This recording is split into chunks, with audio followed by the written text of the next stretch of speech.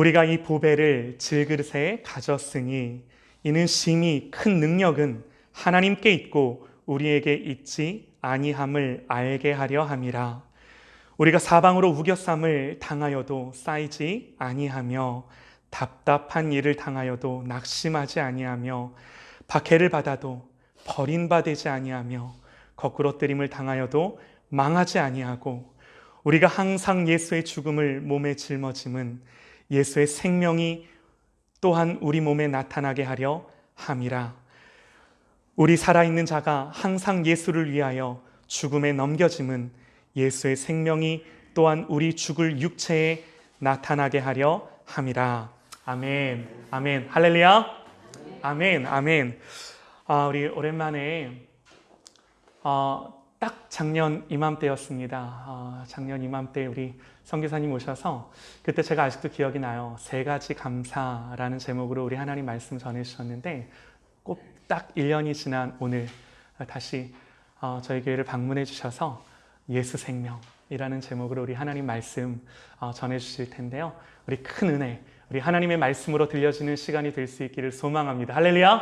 우리 나오실 때 우리 박수로 한번 환영하겠습니다. 감사합니다. 우리 한번 기도드리겠습니다. 사랑의 아버지 하나님, 은혜를 감사드립니다. 천에 하나 만에 하나 수많은 사람들 가운데서 저희들을 특별히 택하셔서 하나님의 귀한 자녀 삼아주심을 감사드립니다. 오늘도 거룩한 성일을 맞이해서 천지의 창조되시며 인간의 생사화복을 주관하시는 전능자, 십자가에 못 박혀 우리를 위하여 구속함을 위하여 희생당하신 예수 그리스도를 경배하며 아멘. 찬양하며 아멘. 오늘도 주님 앞에 영광 돌리게 하심을 감사드립니다. 아멘. 주님. 이 시간도 할문을 활짝 여시고 주님을 사모하며 주님을 고백하며 주님께 영광을 올려드리는 각자 심령마다 하늘의 신령한 은혜들을 부어주시고 이 땅에서 승리하며 살아갈 수 있는 힘과 용기를 더하여 주시옵소서.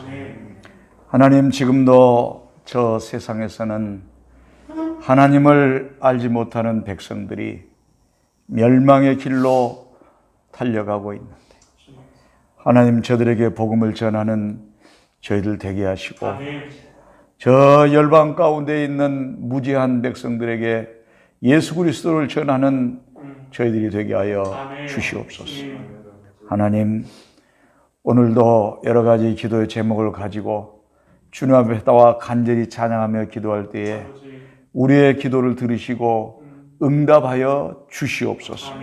하나님의 살아계심의 역사가 우리의 심령과 우리의 가정과 우리가 살고 있는 일터와 우리 모든 관계성 속에서 불릴 듯 일어나게 하여 주시옵소서. 종의 입술을 성령 하나님께서 기름 부어주시고 예수님의 보혈의 피로 정결케 하여 주셔서 말씀을 전할 때에 예수 그리스도만 보이게 하시고 말씀을 전할 때에 하나님의 영광만 드러나게 하여 주시옵소서. 오늘도 종의 생각을 지배하시고 주장하시고 다스려 주시기를 간절히 바라옵고 살아계신 예수님 이름 받들어 기도드리옵나이다. 아멘.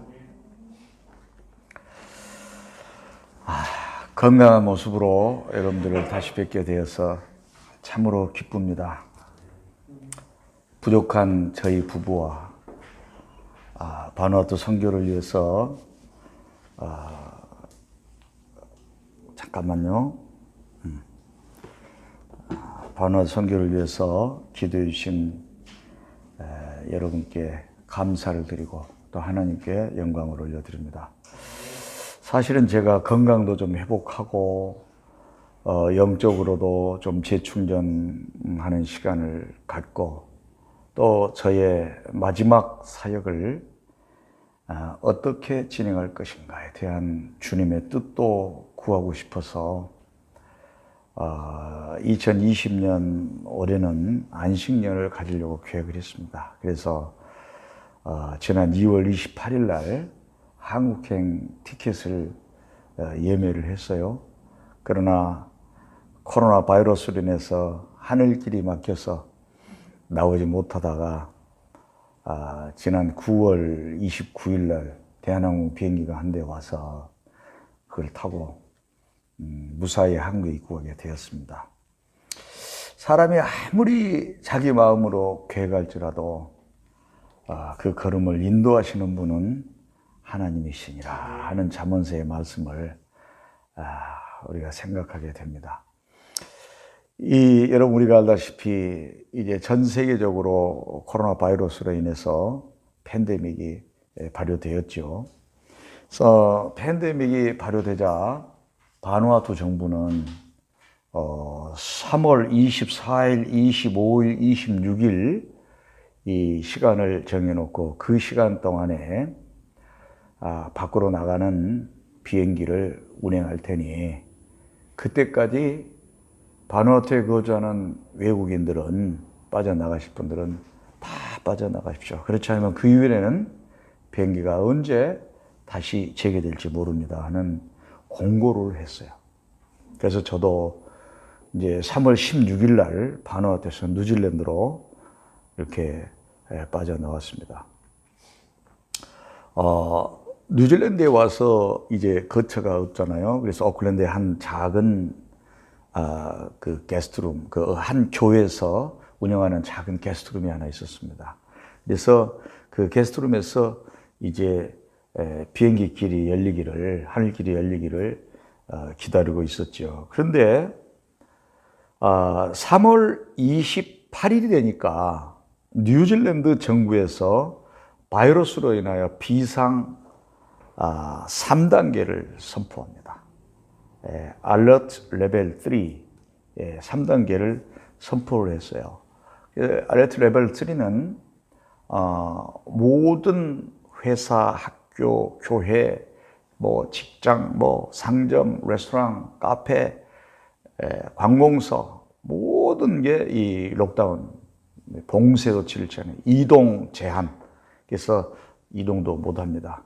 오직 정부에서 하라는 것은 집 주변에 이렇게 조깅하는 것, 혼자 또 워킹하는 것, 그리고 사람들을 만나면 이렇게 2m의 사회적 거리를 두고 이렇게 피해서 가고 이렇게 하는 것, 이런 이제 일련의 조치들을 정부에서 취했죠. 그래서 이제 교회가 폐쇄되다 보니까 교회 출입 금지입니다. 저도 교회 안에 머물 수 없지 않습니까? 그래서 이제 갑작스럽게 집을 얻어야 했어요.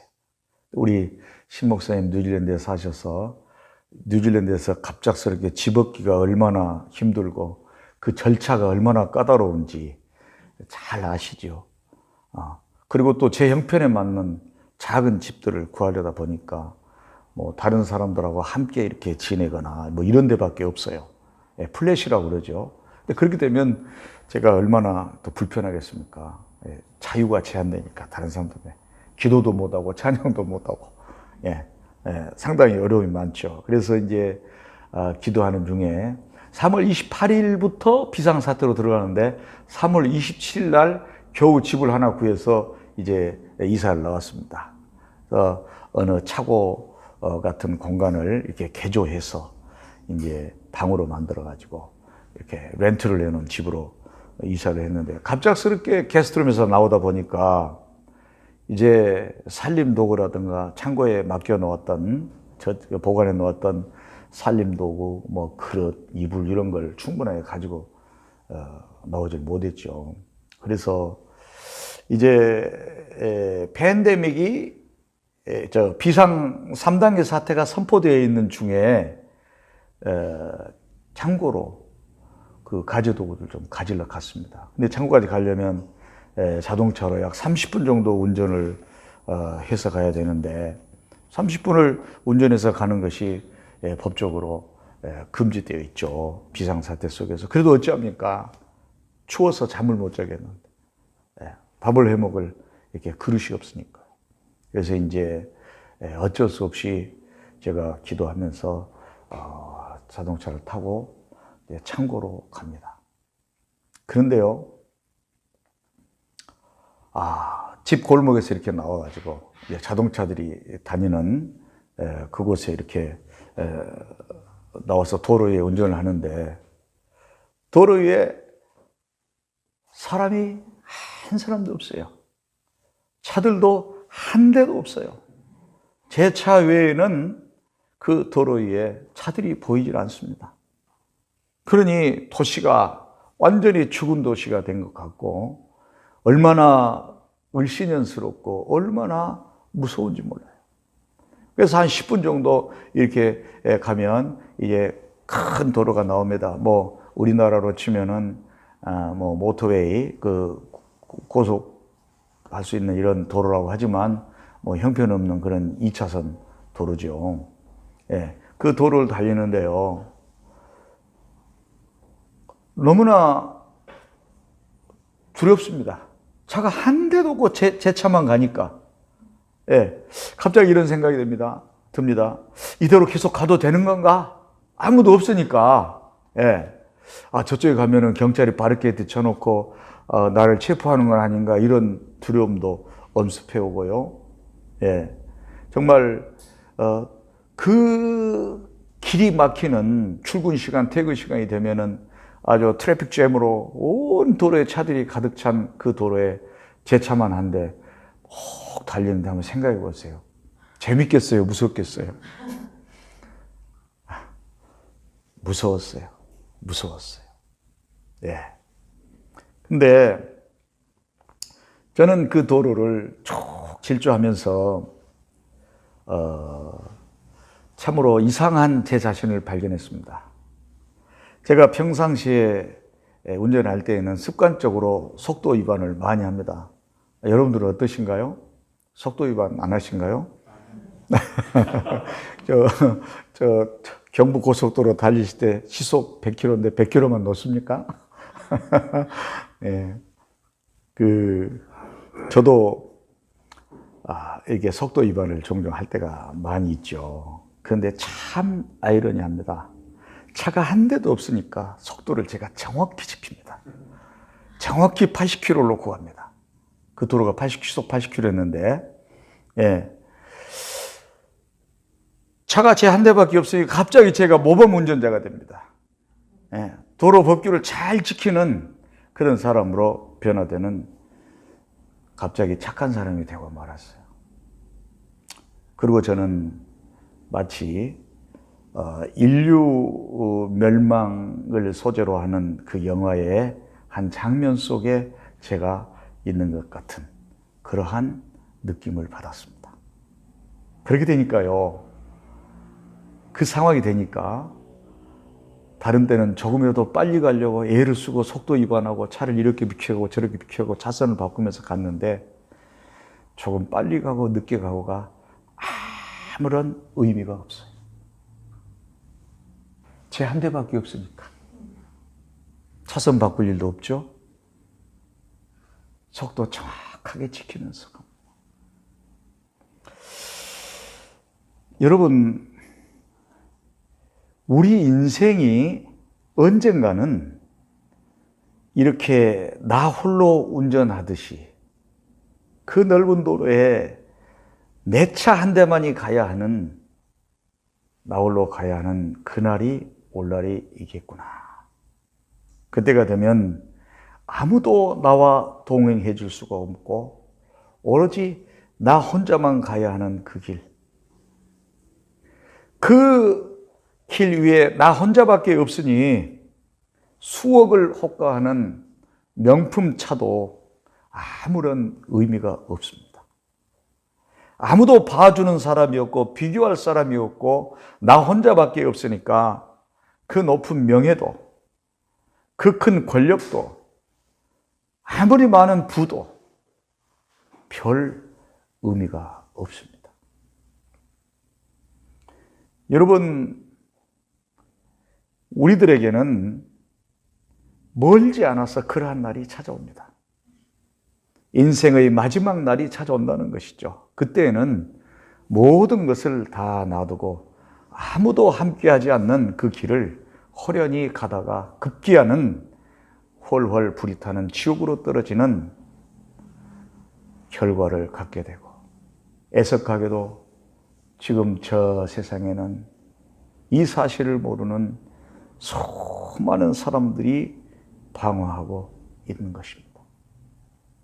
그러나 여러분, 저와 여러분 우리는 아무것도 염려할 것 없죠. 왜 그렇습니까? 우리의 마지막은 그러한 마지막이 되지 않을 것을 우리 알고 있기 때문입니다. 예수 그리스도의 십자가의 보혈의 공로로 구원받은 우리는 비록 혼자 있을지라도 홀로 쓸쓸히 가는 그런 인생이 아닙니다. 우리 곁에는 항상 예수님께서 우리의 마음 가운데 계시고 매 순간순간마다 성령님과의 깊은 사랑의 대화를 통해서 그 대화를 나누고 살다가 우리가 이 땅에서 숨을 멈추는 마지막 날이 되었을 때에는 천군 천사들의 호의를 받으며 천사들의 나팔 소리와 함께 그렇게도 보고 싶었던 그 예수님이 계시는 그 천국에 가게 되니 우리는 얼마나 행복한 사람, 너무나 행복한 사람. 그것뿐입니까? 우리가 천국에 들어가게 되면 예수님께서 우리를 기다리시다가 두 팔 벌려, 아마 그러실 것 같아요. 성경에는 안 나와 있지만 아마 그러실 것 같아요. 예수님께서 우리가 천국에 오는 걸 보죠. 두 팔 벌려 우리를 안아주시면서 착하고 충성된 종아, 잘하였도다, 잘하였도다, 수고하였도다. 여기까지 오느라고 네가 얼마나 수고가 많았느냐 하시면서 꼭 안아주실 것 같아요. 또 그렇게 주님께서 해주시기를 늘 꿈꾸고 있어. 늘 머릿속에 그리고 있습니다. 내가 천국에서 주님의 품에 안기는 것을 내가 힘들고 어려울 때 또는 좋을 때는 항상 그것을 생각하는데 그것처럼 기쁜 생각이 없어요. 그것처럼 즐거운 생각이 없어요. 내가 20년, 30년 적금 들고 먹을 거 못 먹고 자식에게 써야 할 거 못 쓰다가 겨우 마지막에 아파트 40평 입주하는 그날 기쁘도다. 그날에 그렇게도 기쁜 기억이 남는 날. 많은 사람들은 그날을 가장 기뻐하지 않습니까? 그러나 우리는 주님 앞에 가서 주님의 품에 안기는 날, 천국에는 다시는 사망이 없고 아픔도 없고 눈물도 없는 곳이지만 주님의 품에 안겼을 때에는 한없이 울고 싶은 마음. 왜? 너무나 좋았어. 또 험한 인생길 실족하지 않고 주님 바라보면서 잘 달려온 그 승리의 기쁨으로 울고 싶다는 생각을 종종 해봅니다. 그러나 아마 그곳에는 눈물이 없을 거예요. 안 울어도 될 거예요. 기쁨만이 넘칠 거예요. 예. 여러분, 그 예수님께서 우리에게 면류관을 씌워주시면서 우리 주님이 예비하신 그 초소로 우리를 인도하실 그날을 생각하면 우리는 얼마나 예수 믿기 잘했는지, 얼마나 이것이 큰 축복인지 말할 수가 없는 것입니다. 제가 이 팬데믹 중에 아무도 없는 그 도로를 달리면서 이런 생각을 합니다. 할렐루야. 예. 이렇게 국가 비상사태로 인해서 모든 것이 멈춰버리니까 이제 제 아내와 제 딸과 우리 세 식구는 이런 상황이 얼마나 갈지를 모르니 이 시간들을 우리가 어떻게 보낼 것인가 의논했습니다. 그래서 우리는 결정했으나 매일 5가지만 하자. 이 팬데믹 기간 동안에. 이게 한 달이 갈지 2달이 갈지 아니면 6개월이 갈지 1년이 갈지 모르겠는데 그 5가지만 하기로. 첫째, 먹자. 안 먹으면 죽으니까. 두 번째, 자자. 안 자면 안 되니까, 못 사니까. 세 번째, 말씀 보고. 네 번째, 기도하고 찬양하고. 5번째, 운동하자. 체력 단련하자. 여러분, 이 5가지 이 일을 하기로 이제 하루의 일과를 결정을 하고 그날부터 그 작은 게러지 차고를 개조해 놓은 그런 작은 단칸방에서 우리는 날마다 예배를 드리기 시작했습니다. 아침에 일어나면 아침 식사를 하고 성경을 세 사람이 소리내어서 함께 봉독합니다. 성경을 읽다가 또 잠시 멈추고 함께 통성으로 기도하고 손을 잡고 기도하고 기도하다가 또다시 찬양하고 날마다 예배를 드립니다. 하루도 쉬지 않고 예배 드립니다. 그때 기도의 제목들이 여러 가지 있었는데 하루도 안 빠지고 더 주님 교회와 우리 신 목사님 위해서 기도했습니다. 하루도 안 빠지고. 네.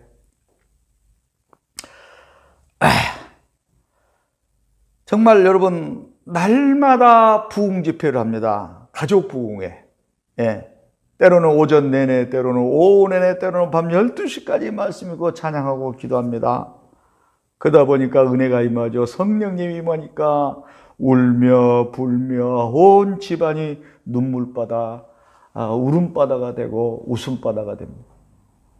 여러분, 세상의 사람들은 자꾸만 더 큰 집, 더 좋은 집, 더 높이, 더 많은 것을 소유하고 몸부림치고 그것이 인생의 목표로 살고 있지만 우리 크리스찬들은요, 하나님께서 우리에게 주신 복에 따라서 우리의 집이 큰 집이 됐든 작은 집이 됐든 그 사람의 형편에 맞게 우리에게 주어진 우리의 처소를 하나님께서 주신 우리의 그 처소를 그것이 어떠한 곳일지라도 하나님의 집, 베트엘, 하나님의 집으로 만드는 그것이 우리의 가장 큰 행복인 줄로 믿습니다.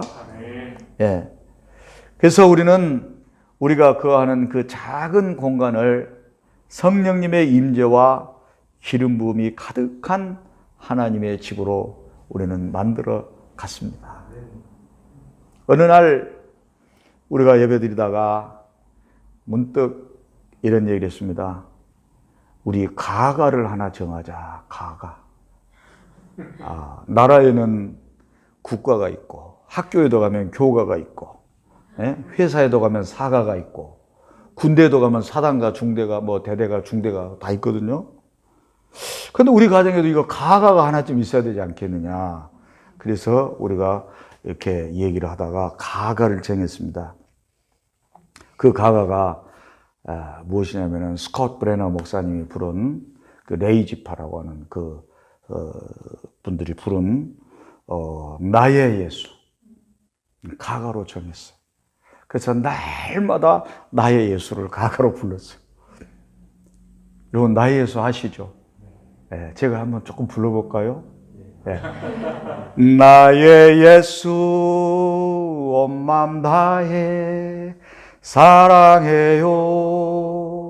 나의 예수 온 맘 다해 경배해요.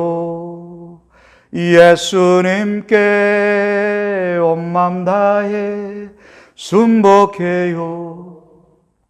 영원토록 찬양을 드립니다. 우리가 찬양할 때는 이렇게 시작해요. 나의 예수 온 맘 다해 사랑해요. 우리 세 식구가 모여서 주님을 생각하면서 찬양하다가 은혜가 넘치고 성령님이 강하게 임하면 갑자기 장르를 바꿉니다. 당신은 순결하고 아름다운 주이십니다. 갑자기 장르를 바뀌어요. 그러다가 또 장르가 바뀝니다. 너무나도 사랑스러운 영광의 주이십니다. 제가 그렇게 일어나서 춤을 추면 우리 딸도 일어나서 이제 내일 모레 시집갈 나이가 부끄러운 줄도 모르고 당신은 순결하고 우리 세 식구가 모였어.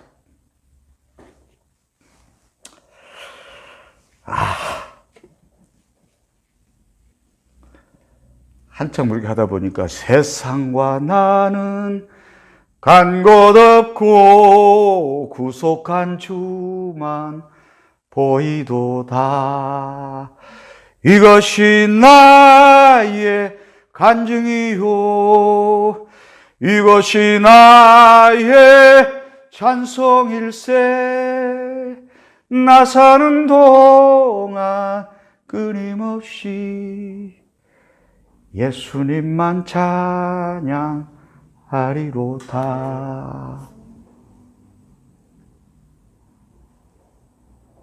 그때 제가 처음으로 우리 한국에 계신 분들에게 미안함을 느꼈습니다.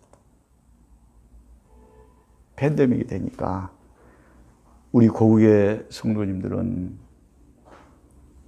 예배를 못 드리고 우리 목사님 동역자들은 애를 태우고 가슴을 태우고 힘들어하고 있는데 나는 이곳에서 세상과 나는 간 곳 없고 구속하면 저만 보이도다. 그러고 있으니 죄송함이 들립니다. 과거에는 어떻게 해서 그 시간에 정말 남태평양 정글에 들어가서 모기와 싸우고 더위와 싸우고 비와 싸우고 습기와 싸우고 음식과 싸우고 종일토록 그 밀림에 거하는 기간 내내 사시는 사는 것이 아니라 싸움의 연속이었는데 모처럼 이 팬데믹을 통해서 이런 시간을 가지니까 너무나 좋았습니다. 지난 10월 31일이 503주년 종교개혁주일이었죠. 엊그제 어느 분하고 제가 전화통화하면서 이런 얘기했어요. 우리 크리스찬들은 사실 모두가 알고 보면 개혁자들입니다. 그런 말씀을 드렸어요. 오늘날 우리들에게는 제2의 종교개혁이 필요합니다. 제2의 종교개혁은 거창한 교리적인 개혁이나 교회적 개혁이 아니라 세상을 개혁하고 다른 사람을 개혁하는 그러한 개혁이 아니라 자기 자신을 개혁하는 그런 종교개혁. 우리는 모두가 다 자신을 개혁하는 개혁자입니다. 내가 나를 개혁할 때에 우리의 가정이 개혁되고 우리의 가정이 개혁될 때에 우리가 살고 있는 이 세상이 개혁되고 나라가 개혁되고 온 열방이 개혁되지 않겠습니까? 그 개혁은 무엇인가? 복음의 본질로 돌아가는 것입니다. 축복과 성공과 성취지향적으로 신앙의 그 방향성을 두었던 그 우리의 신앙이 이제는 복음의 본질로 돌아가는 예수 생명, 예수 구원, 예수 천국 신앙으로 바꾸고 우리 성도들 한 사람 한 사람의 심령 가운데 나 같은 죄인을 구원하신 하나님의 은혜에 대한 구원의 기쁨과 감격이 회복되어지고 내가 이 세상에서 예수를 믿음으로 인하여 많은 축복을 받지 않는다고 할지라도 구원받았다고 하는 그 한 가지 사실로 인하여 날마다 감격과 감동이 끊이지 않는 그러한 삶을 사는 우리의 신앙생활, 우리의 마음, 성령님과 날마다 깊은 영적 교제 안으로 들어가는 이러한 자체 종교개혁이 이루어진다면 바이러스가 오고 상황이 변하고 어떠한 종말론적 현상이 나타난다고 할지라도 우리는 흔들리지 않고 주님을 향하여 다른 박질에 갈 수 있는 굳건한 믿음의 신자들이 될 수가 있을 것입니다. 이것이 오늘날 이 포스트 코로나 19 시대에 우리 성도들이 지향해야 할 신앙의 방향성이라고 하는 것입니다. 여러분, 이것이 우리 교회가 해야 할 최선의 일이라는 것을 저는 이번 팬데믹을 통해서 깨달았습니다. 우리 더 주님께 성도님이 이렇게 되시기를 주님으로 축원합니다. 그래서 이제 한 달 반 정도 매일 성경을 읽고 이렇게 하니까 성경 일독이 끝나더라고요. 한 달 반 동안에 창세기부터 계시록까지. 그 이제 성경 일독이 끝나고 나니까 제 교인들이 저한테 목사님 성경을 좀 설명해 주세요. 창세기부터 쭉 성경을 설명해 주세요. 그래요? 그래서 이제 뭐 책도 없고 뭐 교재도 없고 아무것도 없으니까 이제 성경 하나만 놓고 성경을 읽으면서 쭉 함께 통독해서 읽어 나가다가 성령님께서 저에게 감동을 주시면 스탑하고 제가 설교를 하고 또 읽어 나가다가 스탑하고 설교하고 그러다가 또 그 설교 말씀을 듣고 그 기도하고 또 찬양하고 이렇게 이제 쭉 창세기부터 해 나갑니다. 그런데 성령님이 함께 하시니까 스탑해서 설교하는데 어쩔 때는 그 설교가 뭐 1시간을 하기도 합니다. 어쩔 때는 2시간도 합니다. 예. 구약 성경 창세기, 출애굽기, 레위기, 민수기, 신명기 안에 정말 복음이 들어있는 것을 보았습니다. 여러분, 구약을 보는데 예수님이 보입니다.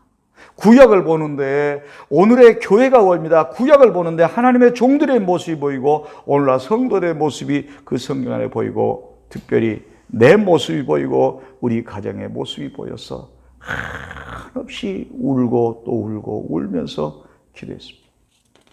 어느 날 제 딸이 예배드리다가 통성으로 함께 기도하는 중에 이제 기도가 다 이제 마치고 싶은데 우리 딸이 계속 울면서 기도를 해요. 그래서 목사가 더 신앙이 없는 것 같아요. 제가 딸보다. 그래서 이제 그만하려고 제가 예수님 이름으로 기도합니다. 아멘 하니까 그래도 우리 딸이 울어. 이제 예수님 이름으로 기도합니다. 큰 소리로 아멘 한 거 이제 끝내자 그 말이거든요. 근데 계속해요. 그래서 이제 우리 딸이 끝나고 나서 울면서 우리에게 이야기합니다. 엄마 아빠, 내가 초등학교 4학년 때 기도하다가 예수님의 음성을 들었는데요. 오늘 제가 예수님의 음성을 그때와 똑같이 들었어요. 그러면서 예수님께서 하시는 말씀이 우리 가정을 위하여 기도하는데 사랑하는 딸아, 너희들이 나를 의지한다고 하였지만 나를 바라본다고 하였지만 온전히 의지하지 아니하였다. 온전히 나에게 맡기지 아니하였다. 너희는 모든 것을 나에게 맡기되 온전하게 맡겨라.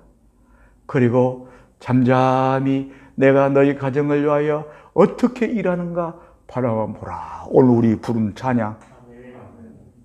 너희는 가만히 있어 주가 하나님 대말지어다.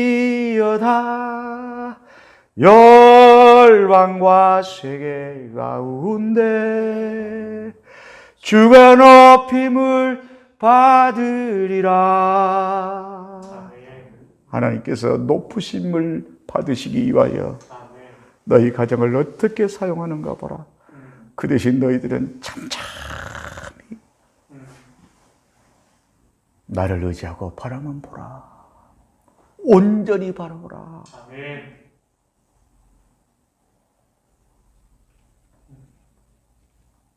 그래서 저는 이 상황을 제가 스스로 강제적 휴식이라 이렇게 이름을 붙였습니다. 원래 휴식이라고 하는 것은 강제적 쉬라는 건 없죠. 내가 쉬고 싶어야 쉬는 건데 이것은 강제적 휴식이었습니다. 그래서 인터넷에 강제적 휴식 딱 쳐봤어요. 누가 혹시 이런 말을 썼는가 했더니 아이고 있어요. 대단해. 아무튼 우리 인간은 대단한 존재예요. 영어로는 compulsory rest. 옵셔널 rest가 아니라 compulsory라는 말은 필수적인, 강제적인 그런 뜻이에요. 옵셔널 rest는 내가 선택적으로 쉬고 싶으면 쉬고 안 쉬고 싶으면 옵셔널 rest인데 되게 우리 모든 사람들은 옵셔널 rest 하잖아요. 근데 그 기간 동안은 compulsory rest, 하나님께서 딱 가둬놓고 붙들어 놓고 아무것도 못하게 하시고 쉬게 만드신 거예요. 그런데 진정한 휴식이 무엇입니까? 먹고 자고 놀고 내 마음대로 시간을 보내는 것이 아니라 예수 그리스도를 만나는 것이 가장 큰 휴식인 줄로 믿습니다. 그것이 바로 강제적 휴식이에요. 오늘 들어오는데 우리 권사님께서 아이고 목사님 지난번보다 얼굴이 더 좋아지셨네요. 좋아질 수밖에요. 그렇죠? 이유를 아시겠죠? 예, 왜 좋아졌는지 이유를 아시겠죠? 예. 자, 이렇게 석 달을 하고 나니까 한국에서 제가 형제처럼 지내는 분에게서 카톡이 왔습니다. 목사님, 예배 좀 드려주이소. 우리 한국교회가 비대면 예배로 들어갔는데 제가 우리 예수님을 모르는 우리 3명의 동생들이 있는데 그 동생들과 함께 예배 드리고 싶습니다. 그러니 매일 11시에 우리가 모이겠으니 목사님 좀 예배 드려주이소. 그래요. 할렐루야. 목사가 제일 기쁠 때가 언제입니까? 예배 드려달라고 할 때. 신 목사님 그렇죠? 예. 두말 알려줬습니다. 저에게 예배 드려달라고 할 때에 그분이 가장 존경스럽고 목사를 가장 대우하는 것은 무엇입니까? 목사님께 좋은 밥 사주는 것이 아니라 목사님 우리 집에 와서 예배 좀 드려주세요. 이것이 목사를 대접하는 가장 큰 우대인 줄로 믿습니다. 그 말씀을 들으니 얼마나 기쁩니까? 그래서 제가 형제처럼 지내는 그분은 그 혈육관계에 있는 동생들이 아니라 친형제들처럼 그렇게 사는 불신 동생들입니다. 그 집사님께서 그 세 형제들에게 성경책을 사서 선물로 주셨습니다. 그래서 매일 11시가 되면 줌이라고 하는 프로그램을 통해서 성경 공부를 하는데요. 그분들은 모두가 다 그 세 형제님들은 예수님을 알지 못했던 분들입니다. 어떻게 예배하고 어떻게 기도해야 할지도 모르는 분들입니다. 세상을 열심히 살아왔지만 많은 부분들이 깨트려진 그러한 분들입니다. 분명 무엇인가 변하고 싶고 분명 지금 이대로 살면은 안 될 것 같은데 어떻게 해야 될지를 모르는 분들, 힘들어하던 분들이었습니다. 그런데 그분들에게 복음이 들어가니까요, 변하기 시작합니다. 나중에 들었지만 그 중에 한 분은 매일 성경 공부를 하기 위해서 자기가 근무하는 직장까지 다 그만두었다고 합니다. 그들의 마음속에는 크나큰 지난날 자신들이 했던 그 실수에 대한 죄책감들이 마음 깊이 있었는데요. 그래서 그 죄를 어찌해야 할지 몰랐는데요. 여러분, 예수 그리스도를 믿음으로써 그 어떠한 죄도 깨끗하게 씻어진다고 하는 이 놀라운 복음의 소식을 듣고 그분들에게 기쁨이 생기기 시작했습니다. 소망이 생기기 시작했습니다. 이제는 다시 열심히 일해야 할 이유를 발견했습니다. 완전히 바꿔졌습니다. 변화되기 시작했습니다. 여러분, 우리가 전도해야 하는 이유는요, 세상 사람들이 예수님을 전하면 다 거부하고 안 받아들일 것만 같지요. 아닙니다. 그건 우리 생각입니다. 지금 저 중에는요, 자신의 문제를 어떻게 해야 될지 몰라서 해결 못하고 계신 분들이 많습니다. 그들에게 우리는 가서 복음을 전했을 때에 그들은 복음을 받아들일 수 있는 것이죠. 여러분, 이것이 바로 복음 아닙니까? 복음의 본질, 가장 근본적인 그 한마디만 말씀하라 한다면 복음은 죄사함입니다. 죽을 수밖에 없는 죄인이 죄사함 받는 것입니다. 그게 곧 구원이죠. 네.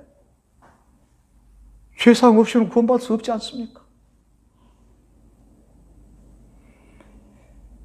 나의 지난 날들의 그 형편없는 죄악들을 예수님을 믿음으로써 그분이 다 용서해 주신다고 하는 이 소식, 가장 기쁜 소식입니다. 이것 때문에 사람들이 방황하고 있습니다. 이것 때문에 모든 문제들이 발생하고 있는 것이죠. 그래서 이 소식이 가장 기쁜 소식이고 소망의 소식 아니겠습니까? 우리의 주변에는 이 복음이 필요한 분들이 얼마나 많은지 모릅니다. 성경 공부를 2달 정도 했을 때에 그 중에 한 분이 우리 단톡방을 만들었어요. 그런데 그 단톡방에 올린 글이 있습니다. 제가 한번 읽어드릴게요. 아멘, 감사합니다. 마음이 힘들고 고통스럽습니다. 이제는 설교하신 대로 모든 것을 내려놓고 하나님께 모든 것을 의지하며 성령님 말씀을 기울여 듣고 싶지만 내 자신이 무지하다 보니 많이 고통스럽습니다. 성공하자 나는 할 수 있다. 이제는 너무 힘들고 고통스럽습니다. 오늘 설교하신 말씀 중 나는 아무것도 할 수 없는 존재입니다. 하나님, 성령님 말씀에 따르겠습니다. 나의 생명은 하나님 뜻에 달려 있으니 생명을 의지합니다. 저는 아무것도 할 수 없는 존재입니다. 하나님의 뜻에 따르겠습니다. 다음에 또 한 번 또 올렸어요. 마음이 너무 힘들고 고통스럽습니다. 언제쯤인지 몰라도 마음의 평온함과 주님의 목소리에 귀 기울여 행복을 찾고 싶었습니다. 나는 행복해지고 나로 인하여 주위 사람들이 고통받는 것이 너무 싫습니다. 이제는 제 힘이 아무것도 없습니다. 나는 할 수 있는 것이 아무것도 없습니다. 무능력하고 무지하고 고통 속에 살고 있습니다. 이제 마지막 남은 빛은 하나님밖에 없습니다. 하나님이 생과사 죽음의 생명을 줄 수 있습니다. 오늘 눈을 감고 자지만 아침 햇살을 볼 수 있는 것은 주 예수님 선택에 있습니다. 더 이상 고통 속에 살고 싶지 않습니다. 나의 구원의 아버지, 저는 하나님의 자식이며 절대적 존재이신 예수 그리스도 하나님 앞에 엎드려 절합니다. 저의 생명을 구원해 주세요. 여러분,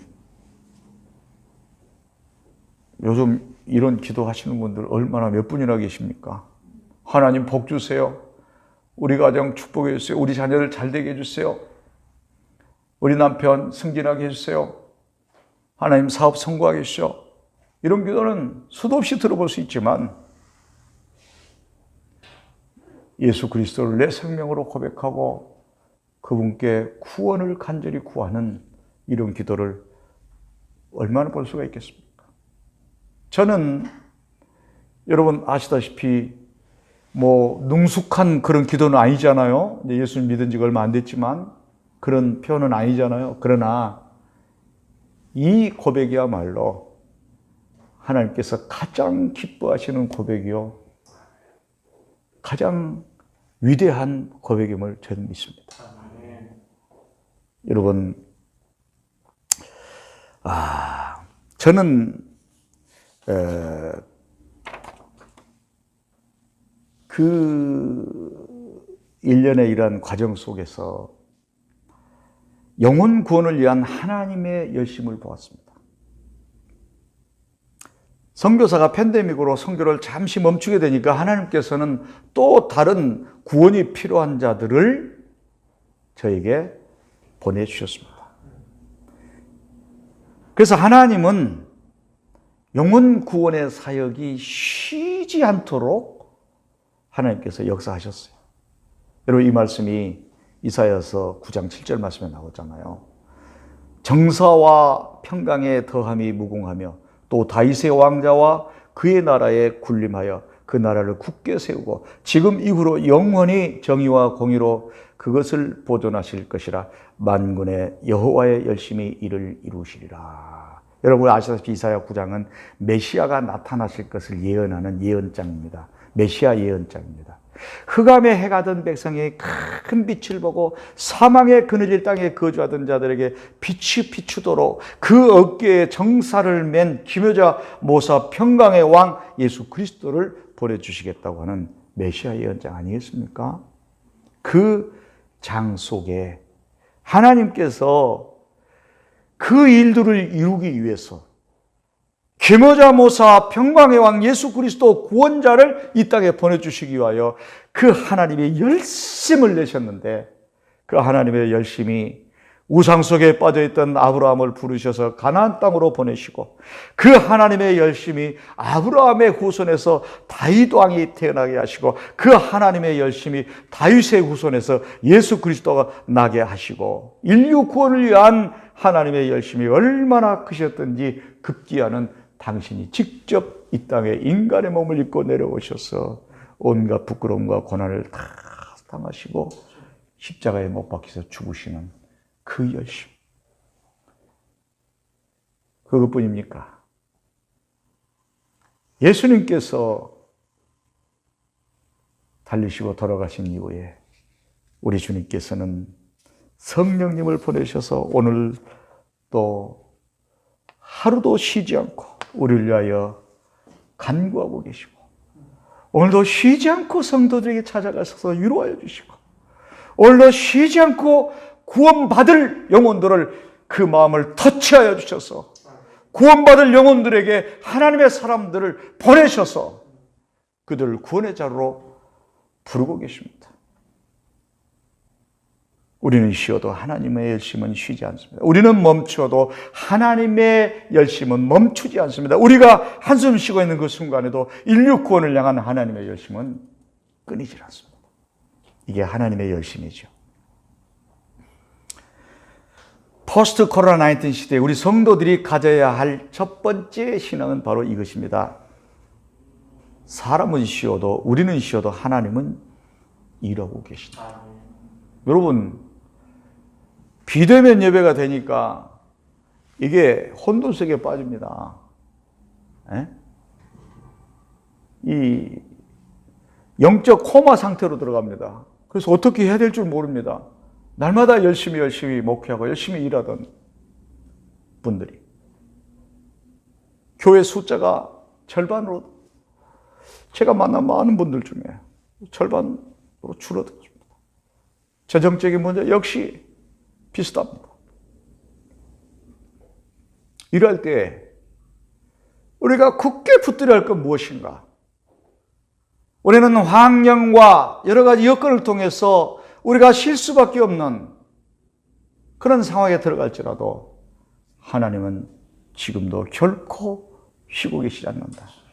우리 교회를 향한 사역자로 부름받은 나를 향한 하나님의 종으로 세움받은 나를 향한 하나님의 그 열심의 일들은 지금도 보이지 않는 곳에서 계속되고 있다. 여러분들을 향한, 우리 성도들을 향한 하나님의 열심은 지금도 지속되고 있다. 이 믿음이 우리를 팬데믹을 극복하게 만들 줄로 믿습니다.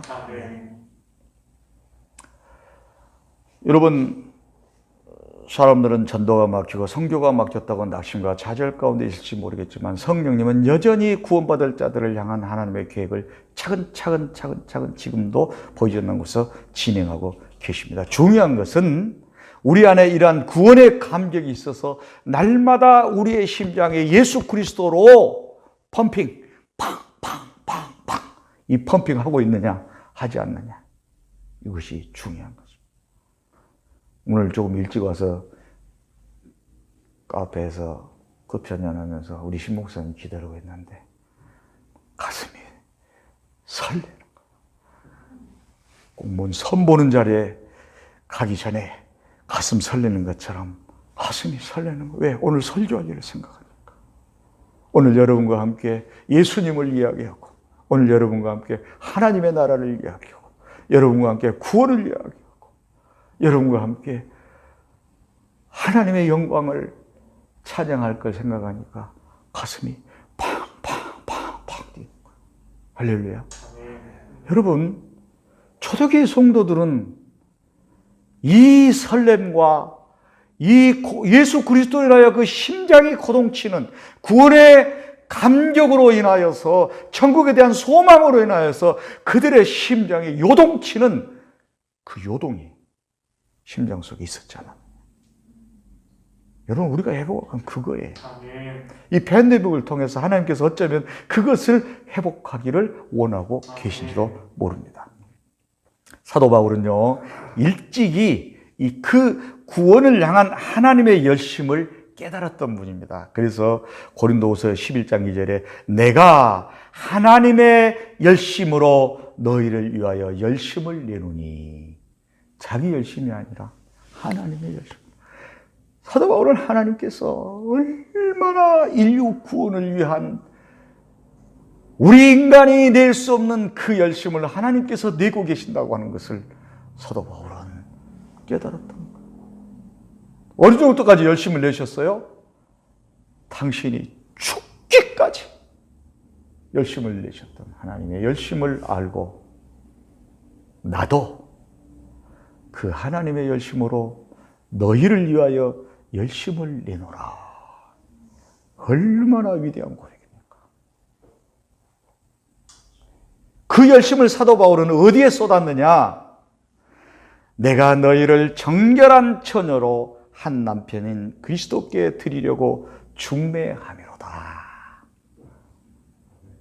예수 그리스도의 신랑 되신 예수 그리스도와 신부된 우리들을 중매시키기 위해서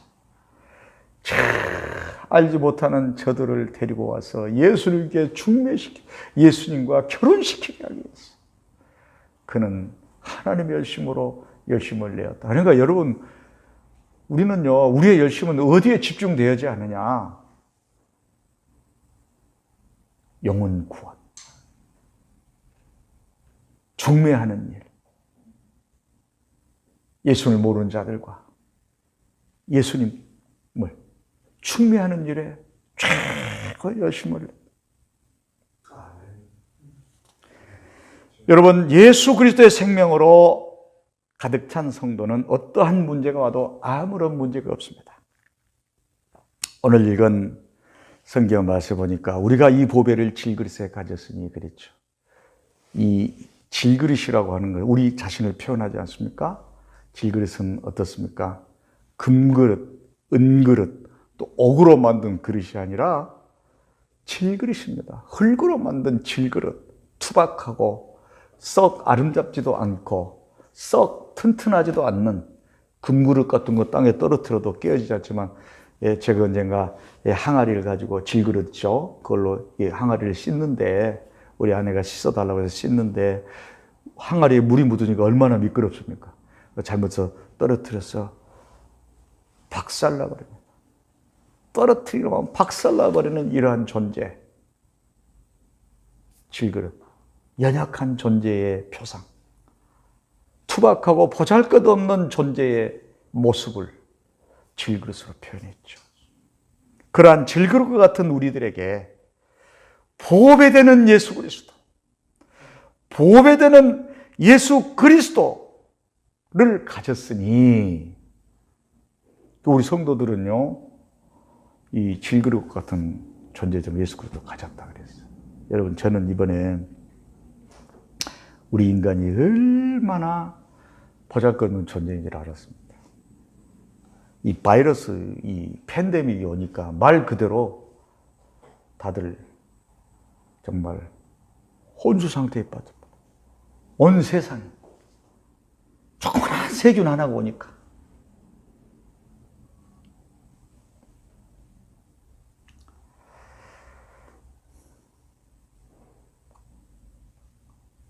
미국을 한번 보세요.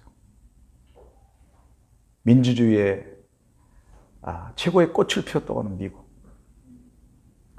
정말 자유가 보장되고 많은 사람들의 인권이 보장된다는 하는 미국 보세요. 이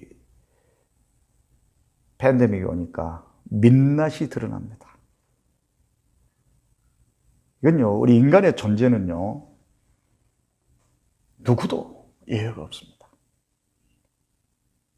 평안할 때 폼도 잡고, 평안할 때 무슨 맵시도 내고, 평안하고 좋을 때 뭐 고상한 척 하는 것이지, 이 세균 하나에 이 인류가 꼼짝 못 해보지 않습니까?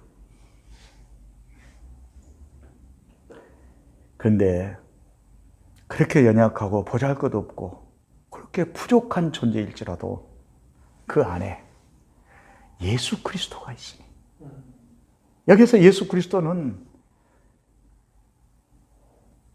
예수 그리스도의 생명이 있으니, 이렇게 표현해도 틀림없겠죠. 예수 그리스도의 생명이 나를 감싸니, 예수 그리스도의 생명이 나를 지배하고 다스리니, 예수 그리스도의 그 생명력이 나의 힘이 되니, 비록 질그릇처럼 연약하고 투박하고 보잘것없는 존재라고 할지라도 위대한 존재가 될 수 있다고 하는 것입니다. 사방으로 우겨쌈을 당하여도 쌓이지 아니하고. 여기서 우겨쌈이라고 하는 것은, 여러분, 그 원어 성경에 보면은 어떤 상태를 의미하냐면은, 농부가 포도즙을 만들려고 포도즙 틀에다가 포도를 이렇게 넣어놓고, 이제 농부가 프레스 압력을 해서 누르면 포도가 다 형체도 없이 진리게져서 진액이 쭉 빠져나오는 그 포도주 틀에 갇혀있는 포도 같은 상태. 그 상태의 상황을 우겨쌈을 당했다. 이런 표현. 쌓이지 않는다는 거예요. 이 바이러스로 온 세상에 우겨쌈을 당하는 것 같아요. 그러나 쌓이지 않는다고 하는 거예요. 바이러스로 비대면 예배로 온 세상이 다 복음 전파 선교가 다 멈춘 것 같지만 결코 그렇지 않습니다. 무엇이 있으면, 우리 안에 무엇이 있으면 예수 생명이 나를 지배하고 있다면, 답답한 일을 당하여도 낙심하지 않냐. 여기서 답답한 일이라고 하는 것은 원어에 보면은 한 성에 적군들이, 원수들이 쳐들어와서 성을 겹겹이 에워싼 상태입니다. 음식도 떨어져 가고 물도 떨어져 가고 하늘로 올라가서 넘어가서 점프할 수도 없고 겹겹이 원수들이 둘러싸여 있어서 이제 적군들이 사다리를 타고 성을 허물고 공격해서 이제 죽게 될 날말을 기다리는 아무런 대책이 없는 상황, 방법이 없는 상황. 이 상황이 바로 답답한 일입니다. 아유, 답답해 그러잖아요. 그 말은 방법이 없어 그 말이잖아요. 그런 일을 당해도 낙심하지 아니하며, 낙심하지 아니하며. 여러분, 왜 답답한 일을 당하면 낙심하게 됩니까? 그것은 결국은 다른 거 아니잖아요. 예수 생명의 지배를 내가 지금 받고 있지 않다는 증거 아니겠어요? 박해를 받아도 버림받지 아니하고, 요즘 예배 탄압, 기독교 탄압 이렇게 표현들을 많이 하는데, 여러분, 제가 그 부분에서 언급을 하면 잘못하면 정치적 이야기가 될 수 있기 때문에 그 언급을 하지 않겠습니다. 그러나 우리 초대교회를 한번 보십시오. 예수님이 승천하신 이후로 300년 동안 로마의 10대 황제가, 10명의 황제들이 기독교를 계속 탄압했습니다.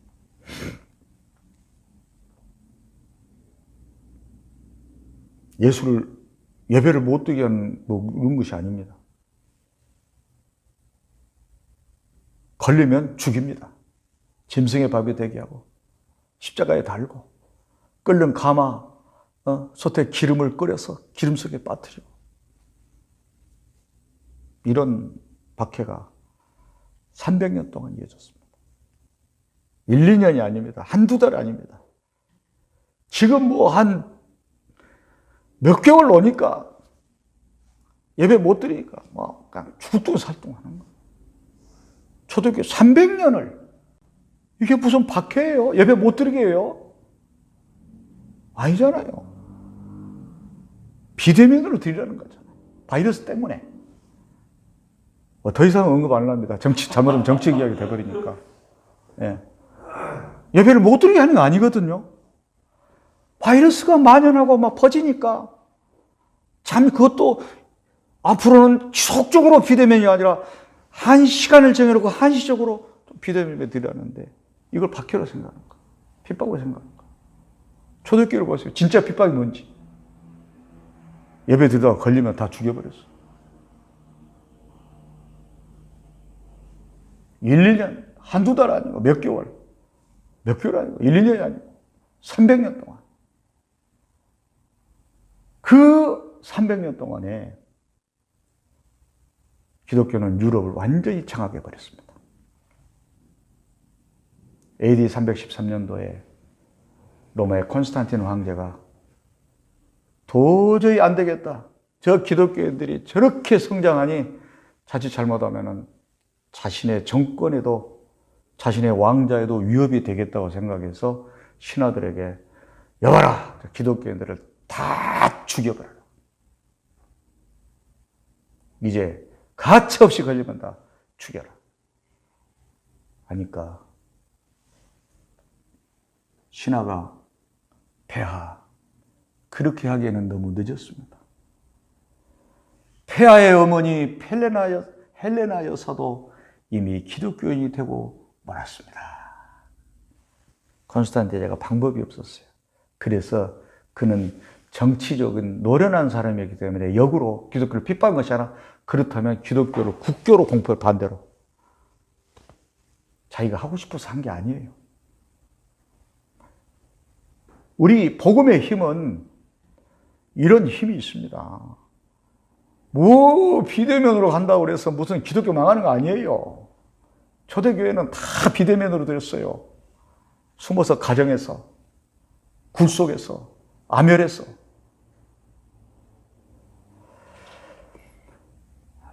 여러분, 박해를 받아도 버림받지 않습니다. 왜 죽을 것 같냐? 예배 못 드리니까 왜 죽을 것 같냐? 한번 생각해 볼 문제예요.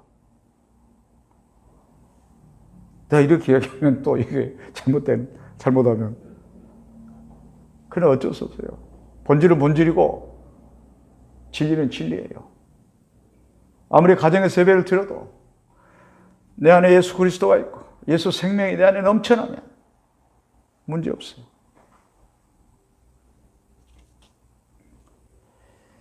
거꾸로뜨림을 당하여도 망하지 아니합니다. 망하지 않습니다. 절대 망하지 않습니다. 네. 여러분 얼마나 힘드셨습니까? 우리는 앞으로도 이러한 상황이 얼마나 더 지속될지 모릅니다. 어떻게 또 뭐 제3의 또 대유행이 온다는 말도 있습니다. 지금 유럽과 미국 쪽은 사상 최악, 지금까지 가장 많은 확진자들이 나오고 있습니다. 앞으로 어떻게 될지 모릅니다. 초유의 미중유의 사태 속에서 우리 학생들을 위해서 미중유라고 하는 말은 미래를 알 수 없는 상황, 미래를 예측할 수 없는 상황을 미중유 사태라고 해요. 그런 사태 속에 얼마나 더 견뎌야 할지 모릅니다. 이럴 때에 우리 성도들이 이기는 길은 빨리 백신이 나와야 되는데, 빨리 이 시기가 넘어가야 되는데, 몰라요. 어떻게 될지 모릅니다. 또 다른 어떤 바이러스가 올지, 이 전문가들은 계속 그렇게 이야기하지 않습니까? 이럴 때에 우리가 이기는 길은 오직 한 가지 길밖에 없습니다. 다른 방법 없습니다. 오직 한 가지 길입니다. 그것은 우리의 삶의 주체를 나에게서 주님으로 바꾸는 길입니다. 삶의 주체가 내가 되면 힘들고 어렵죠. 아무것도 할 수 없는 이때의 주체를 나에게서 예수 그리스도로 바꾸는 것입니다. 이것이 어려움과 낭만과 좌절 속에서 벗어나는 유일한 길입니다. 주님이 내 삶의 주체가 되면 우리는 잘 이길 수가 있습니다. 그 말씀이 어디에 있습니까? 마태복음 11장 28절에 나와 있죠. 수고하고 무거운 짐지들아 다 내게로 오라. 내가 너희를 쉬게 하라. 나는 마음이 온유하고 겸손하니 나의 멍에를 메고 내게 배우라. 그러면 너희 마음이 쉼을 얻으리니 이는 내 멍에는 쉽고 내 짐은 가벼움이라 하시니라. 주님과 함께 멍에를 메는 거예요. 소가 밭을 갈 때 이 소 두 마리가 이렇게 한 멍에를 메고 가는데 주님이 지고 있는 그 멍에 속으로 내가 같이 멍에를 메고 가는 거예요. 그러니까 주님이 이렇게 쟁기질 해 나가시면은 나는 주님의 발에 보조만 맞추면 되는 거예요. 왜? 주님은 나보다 더 힘이 있는 분이시고, 주님은 모든 것을 아는 분이시고, 주님은 밭을 어디로 갈고 가야 할 방향을 아시는 분이기 때문에 우리는 주님에게 보조만 맞추고, 주님이 한 발 뛰시면 나도 보고 한 발 뛰고 또 한 발 뛰고. 여러분, 군대를 다녀오신 분들은 군대에서 혹시 봉체조를 해본 기억이 있는가 모르겠어요. 봉체조. 장로님 해보셨어요? 봉체조. 예. 그 전봇대 같은 이렇게 엄청 무겁습니다. 그것을 일개 분대 8명이 들고 올렸다 내렸다 이렇게 합니다. 그런데 어떤 꽤 많은 친구들은요, 그냥 손만 올렸다 내렸다. 예. 또 우직한 친구들은 용을 쓰고 키를 써서 막 올립니다. 그런데 어느 날 제가요, 제 앞뒤로 키가 큰 친구들 사이에 제가 끼었어요. 우리 신 목사님 저렇게 키가 컸어요. 제 앞에 사람과 뒤에 사람이. 그러니까 전형반은 키가 크니까 전형반이 이렇게만 있어도 나는 그냥 이렇게 받치고만 있으면 들고만 있으면 돼. 올려도. 저분은 자기가 키가 크니까 이걸 다 하는데 이렇게 되면 나는 그냥 따라만 가면 돼. 이렇게만. 키 큰 사람 사이에 끼니까. 여러분, 예수님의 멍에를 우리가 함께 지고 가는 것은 그분에게 끼어서 그분이 밭을 가시도록, 그리고 나는 그분 발만 보고 그분이 발 뛰면 나도 이렇게 다른 거 볼 필요 없어요. 주님 발만 보는 거. 주님 발만. 주님이 뛰는데 나는 서 있거나 주님이 뛰는데 나는 이게 뒤로 발질을 하거나 이러지 마시고 주님이 뛰면 나도 같이 뛰기만 하면 돼. 주님만 보면 돼. 주님과 함께라면 쉽습니다. 그리고 주님과 함께라면 두렵지 않습니다. 로마서 8장 35절, 39절. 누가 우리를 그리스도의 사랑에서 끊으려 환난이나 공고나 박해나 기근이나 접신이나 위험이나 칼이랴. 기록된 바 우리가 종일 주를 위하여 죽임을 당하게 되며 토살당할 양같이 여김을 받았나이다 함과 같으니라. 그러나 이 모든 일에 우리를 사랑하시는 이로 말미암아 우리가 넉넉히 이기느니 내가 확신하노니 사망이나 생명이나 천사들이나 권세들이나 현재일이나 장래일이나 미정 위에 장래일이나 능력이나 높음이나 기쁨이나 다른 어떤 피조물이라도 우리를 우리 주 그리스도 예수 안에 있는 하나님의 사랑에서 끊을 수 없느니라. 아멘. 예수의 생명을 간직한 자들은요, 그 어떠한 것도 예수님의 사랑에서 끊을 수가 없습니다. 아멘. 저와 여러분, 우리 모두가 그렇게 복받은 자들. 아멘. 아멘. 놀라운 역사가 우리 안에 넘치길 축원합니다. 시간이 조금 된데 오늘 예배 한 번만 드리잖아요. 그러니까 오후에 들 것까지 같이 한다고 생각하시고 자, 마지막에 선교지 소식 사진 좀 부탁드립니다. 4월 초에 제가 이제 뉴질랜드로 나와서 그 강제적 휴식을 취하고 있는 그 사이에 바누아투의 사이클론 태풍 헤롤드라고 하는 태풍이 불었습니다. 근데 그 헤롤드가 제가 선교하는 산토라고 하는 섬과 펜티코스트라고 하는 그 섬을 강타했어요. 그래서 그동안에 열심으로 했던 사역의 터전들이 다 무너져 버렸습니다. 유치원 1개, 또 학교 2개가 완전히 파손되고, 여러분들이 기도하시는 미전도 부족, 분납 미전도 부족은 초토화가 되어버렸습니다. 영어 CNN 뉴스에 거기에 분납이라고 하는 단어가 나올 정도로 분납 지역에 태풍이 강타했다. 영어 뉴스로 보면 분납이라고 하는 단어를 여러분 찾을 수가 있어요. 그럴 정도로 피해를 많이 입었습니다. 그래서 저는 어떻게 합니까?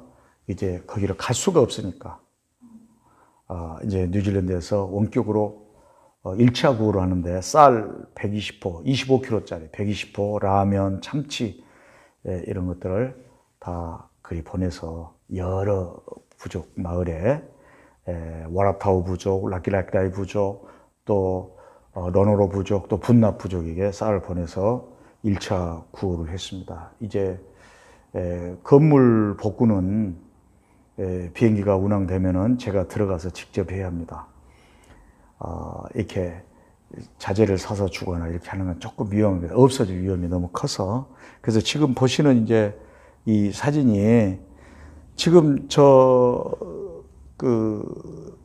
노트와 책들이 널려 있는 저 자리에 건물이 들어서 있는 자리인데 건물은 형체도 없이 어디로 날아가 버리고 지금 저렇게 된 상태입니다. 예 하면 넘겨주세요. 예. 네. 예. 네. 그렇죠. 저기 학교가 있었던. 예. 네. 예. 네. 이건 또 유치원 건물. 예. 예. 예. 네. 네. 여러분, 우리 한국의 태풍은 되게 옆에서 이렇게 불어오잖아요. 옆에서 불어오잖아요. 근데 바누아투 태풍은 옆에서 불어오는 게 아니라 휙 가면서 헤어리 치면서 이렇게 올라갑니다. 그래서 그 작물들을 줄기하고 가지를 다 끊어버립니다. 줄기하고 가지가 끊어지면 그 땅 속에 있는 뿌리들은 다 썩어버리죠. 금방 썩어버리잖아요. 그래서 바나나, 뭐 그들의 주식이 다 이렇게 이제 파괴가 되는 거예요. 그래서 한 일주일 정도는 먹을 수 있어요. 일주일 지나면 이제 썩기 시작하니까 못 먹는 거예요. 그래서 이제 쌀 구우를 하고, 저 건물 보세요, 여러분. 지금 저기에 뭡니까? 지붕이 통째로 옮겨져 있잖아요. 그러니까 상당히 그 단단하게 지었다고 지은 건물이거든요. 그 태풍이 있기 때문에 밀림에서 나무를 직접 펴가지고 이렇게 지은 건물인데 바람이 밑에서 위로 이렇게 떠가니까 못이 다 빠진 거예요. 못이 다 빠져서 지붕이 통째로 그대로 이렇게 날아가고 옆에 딱 옮겨 저쪽에 가서 날아가 버렸지 않습니까? 저게 바누아투 태풍입니다. 그래서 태풍이 있는 동안에 바누아투에서는 무섭습니다. 죽을 것 같습니다. 예. 그래도 감사한 것은 마을마다 교회가 안 무너졌어요. 학교만 무너지고. 그래서 그 사람들이 태풍이 불 때, 이제 그 사람들 집은 뭐 나무 이파리로 지어놓은 것이니까, 그건 뭐, 폭우가 막 쏟아지면서 태풍이 부니까 나무 이파리가 다 부서지죠. 근데 그들이 교회에 피신을 옵니다. 그래서 교회에서 기도하고 찬양하면서 태풍이 지나가기를 기다립니다. 그래서, 이제, 그래도 여러분들께서 기도해 주시고, 그래서, 교회도 안 무너지고, 이제 비행기 길이 열리면 또 가서, 학교도 다시 복구하고, 해야 할 일들이 많이 있습니다. 그래서 변함없이 기도해 주신 여러분께 진심으로 감사를 드립니다. 우리 한번 기도하시겠습니다.